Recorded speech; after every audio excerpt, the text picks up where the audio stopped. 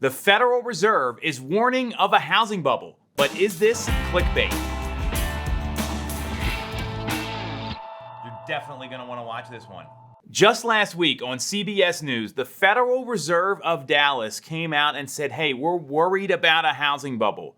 We're warning you about a housing bubble. And I've got a feeling this is more clickbait than actual news and actual information. Here's why. They came out and said there's a thing called an exuberance indicator, meaning they measure how fast a clip that homes are appreciating and what the demand and supply levels are. And once that number gets above 95%, it's considered a warning zone of a housing bubble. And currently they're measuring it at 115%. Additionally, they run a ratio of home prices to disposable income. And that ratio is a little bit out of whack. So that's the reason the Dallas Federal Reserve is warning of a housing bubble. Now, here's what I know.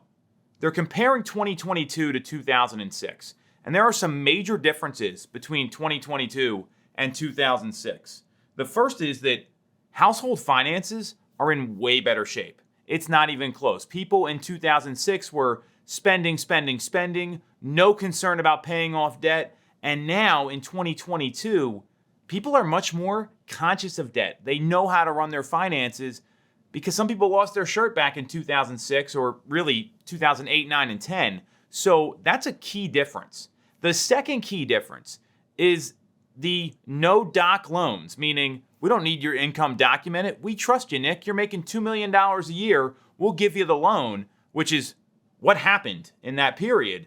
Those are no longer legal. They're no longer allowed. It's impossible to get. So mortgage lenders have drastically tightened up their lending standards. And also knowing what Danielle Hale, the chief economist at Realtor.com, said, that she's not clear double-digit housing price increases are sustainable, which I agree with, and that rental rates continuing to climb and move up and up and up are sustainable, which I disagree with. I'll tell you why in a second.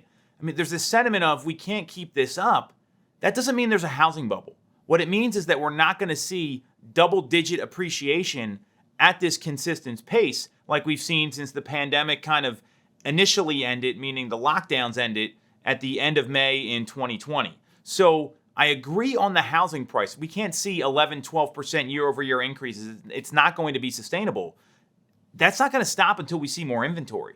And when inventory starts to come to the market and some of this buyer demand that is so aggressive and so frothy right now pulls back, meaning millennial home buyers actually get into homes, which is what's driving all of this, as we talked about many times here. Until those two factors are fixed, we're going to continue to see the appreciation that we've been seeing. This isn't we're giving out bad loans, everyone's buying a house. This is there's not enough homes, and there's a whole generation that didn't buy homes at the previous historical times when people did purchase property. So there's a couple key differences here between 2022 and 2006. Household finances, mortgage lending, millennial buyers, all three of those things are causing this incredible market. What I disagree with Danielle Hale is that when was the last time you saw rental prices go down? I don't have any data that supports that, and that's going to drive more people towards home ownership because rates are still historically low, even though they've gone up a little bit and they're into the low 4% range now. So knowing all of this, I'm calling BS on the Federal Reserve in Dallas for saying there's a housing bubble coming. There's going to be a slowdown in appreciation. That's what to expect as we head into 2023 and 2024. However, if you're a buyer and seller right now, this is the market that we're in, and you've got to make a decision that's going to be best for your household and best for your family.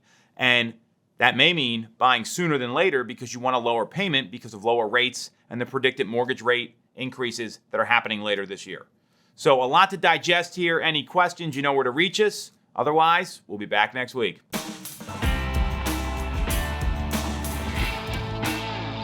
You're definitely going to want to watch this one.